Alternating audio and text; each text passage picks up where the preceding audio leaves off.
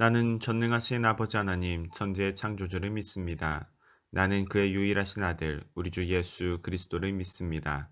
그는 성령으로 잉태되어 동정녀 마리에게서 나시고 본디오 빌라도에게 고난을 받아 십자가에 못 박혀 죽으시고 장사된 지 사흘 만에 죽은 자 가운데서 다시 살아나셨으며 하늘에 오르시어 전능하신 아버지 하나님 우편 앉아 계시다가 거기로부터 살아있는 자와 죽은 자를 심판하러 오십니다. 나는 성령을 믿으며 거룩한 공교회와 성도의 교제와 죄를 용서받는 것과 몸의 부활과 영생을 믿습니다. 아멘. 샬롬 반갑습니다. 박금민 목사입니다. 오늘은 창세기 19장 1절부터 11절까지 말씀을 살펴보도록 하겠습니다. 저녁 때에 두 천사가 소돔에 도착을 합니다. 그리고 롯은 소돔 앞 그 성문 앞에 앉아 있다가 낯선 두 나그네를 천사를 발견하게 됩니다. 그는 그의 삼촌 아브라함이 그랬던 것처럼 그 나그네를 두 천사를 정중히 환대해 주었습니다. 상당히 아름다운 장면입니다. 그리고 또 아쉬운 장면이지요. 아쉬운 것은 롯이 포로로 잡혀갔다가 다시 돌아왔음에도 불구하고 이곳에 있는 소돔 생활을 결국 청산하지 못하고 여기 살고 있기 때문입니다. 그는 소돔으로 다시 결국 돌아왔습니다. 그리고 이곳은 다름 아닌 멸망하게 될 도시였습니다. 하지만 롯은 소돔과 함께 멸망하지는 않을 겁니다. 그는 이곳에서 결국 구원을 얻습니다. 왜 그랬을까요? 바로 그의 환대 덕분입니다. 그가 천사를 만나서 천사들을 환대해 주었기 때문입니다. 그리고 이 환대는 성문 어귀에서 시작되었습니다. 롯은 천사가 올 줄 몰랐습니다. 그럼에도 불구하고 마치 천사가 올 줄 알았다는 듯이 그는 성문에서 그를 만났습니다. 어떻게 이런 일이 가능했을까? 그가 매일같이 성문에 앉아 있었기 때문일 겁니다.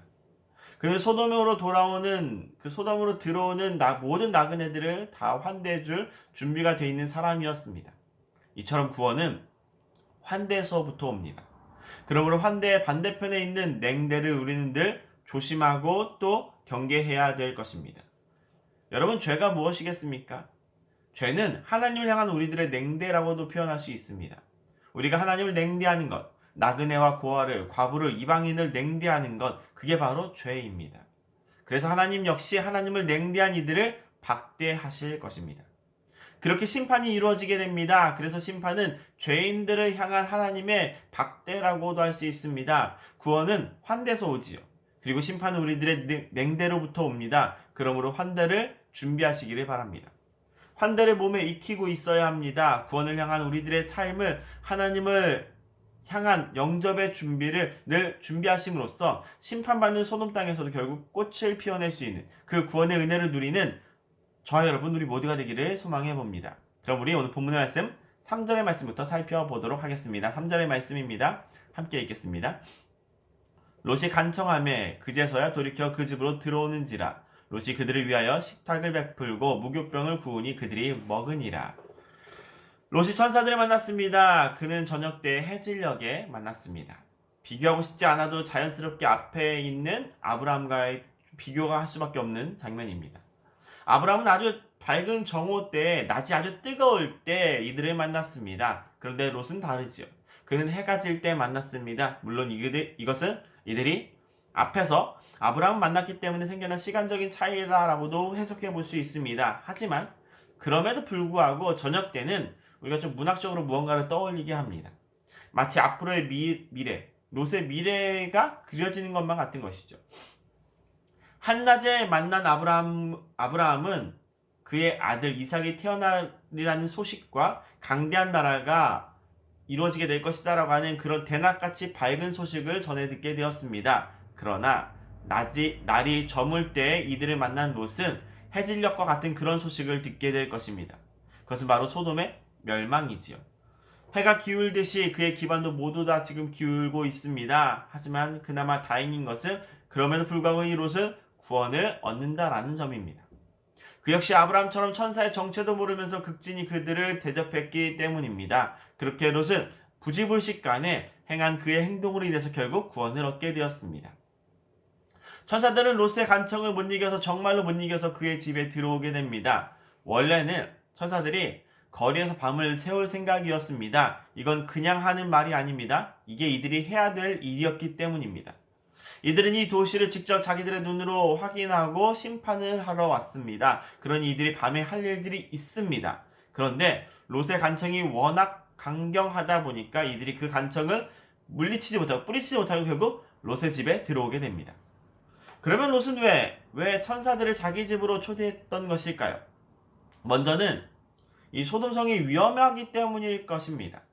그는 이 도시가 얼마나 위험한 성인지 잘 알고 있었습니다. 그래서 넌지시 천사들에게 말합니다. 오늘은 우리 집에서 주무시고 내일 일찍 일어나서 갈 길을 가십시오. 그리고 또 하나, 나그네를 만났는데 그럼에도 불구하고 이들을 밖에서 재운다라고 하는 것은 그의 명예가 실추되는 일이었기 때문이었을 겁니다. 적어도 이 일은 그에게 있어서만큼은 아주 수치스럽게 느껴졌을 겁니다. 그래서 롯은 더더욱 강경하게 천사들에게 간청을 하게 됩니다. 그렇게 아름다운 환대로 이야기가 마무리됐으면 참 좋겠지만 이제 상황은 급변하기 시작합니다. 본문 말씀 9절입니다. 우리 함께 읽어보겠습니다. 그들이 이르되 너는 물러나라. 또 이르되 이자가 들어와서 거류하면서 우리의 법관이 되려 하는도다. 이제 우리가 그들보다 너를 더 헤아리라 하고 롯을 밀치며 가까이 가서 그 문을 부수려고 하는지라. 앞서 롯이 명예를 중요시하게 여기고 수치를 걱정한다라고 말씀드렸습니다. 왜 이렇게 말씀드렸냐면 지금 이 사람의 말을 통해서 우리는 좀 추정을 해보게 됩니다. 롯은 자기 집을 둘러싸고 있는 이 무리들에게 아주 끔찍한 제안을 던집니다. 무엇이냐면 나에게 아직 처녀인 두 딸이 있으니까 그들을 내어놓을 테니까 너희들 마음대로 하고 이 나그네들만큼은 절대로 건드리지 말라는 것이 바로 그의 타협안이었습니다. 현대인들의 관점에서 봤을 땐 도무지 상상할 수 없는 제안입니다. 아무리 그래도 그렇지 어떻게 손님과 두 딸 중에서 손님을 더 우선시할 수 있겠습니까? 우리는 모두 다 당연히 가족을 택할 겁니다. 그런데 롯은 달랐습니다. 아니, 사실은 그 당시 고대인들이 그랬습니다. 그들은 명예와 수치를 가장 중요한 가치로 여겼습니다. 그래서 롯 또한 귀한 손님이 희생되는 것을 막기 위해서 자기 두 딸을 그들에게 내놓기로 합니다. 그리고 여기서 또 한 번의 반전은 바로 이 무레베들이 롯의 제안을 한 번에 그냥 거절해 버린다라는 지점입니다. 아니, 오히려 이들은 롯의 이 제안에 더욱더 화를 내는 것을 우리들이 볼 수 있습니다. 급기야 이들이 휘두르는 폭력의 대상이 이젠 롯에게까지 확장되는 것을 보게 되는 것이죠.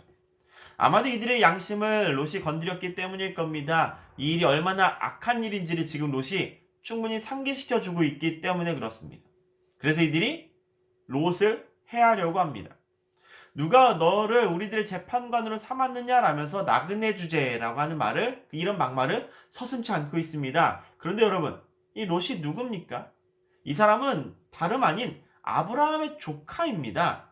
불과 14년 전에 소돔이 전쟁에 져서 모두 다 포로로 끌려갔을 때 아브라함 덕분에 목숨을 구한 사람들, 재산을 다시 되찾은 사람들이 바로 지금 이 사람들인 겁니다.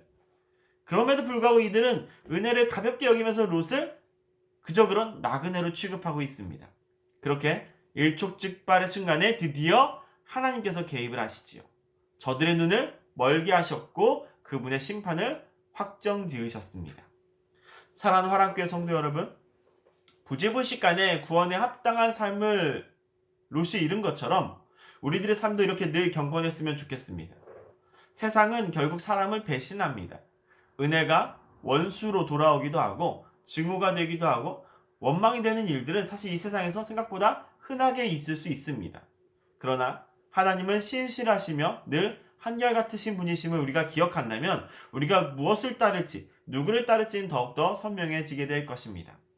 그러므로 이 세상의 명예와 수치가 아닌 하나님 앞에서 명예롭게 되지 못할 것을 수치로 알고 그것을 두려워하며 하나님 존전에 설 수 있는 코람데오의 형제들, 자매들, 우리 아름다운 삶을 이루어가시기를 주님의 이름으로 간절히 축원합니다. 함께 기도하겠습니다. 거룩하신 주님, 주께서 거룩하시니 저희도 거룩해야 함을 늘 기억하게 하여 주옵소서. 부지불식간에 하나님의 사자를 대접한 아브라함처럼 롯처럼 저희들의 삶 또한 부지불식간에 드러나는 그 행동들을 통해 주님께 영광이 되게 하여 주옵소서.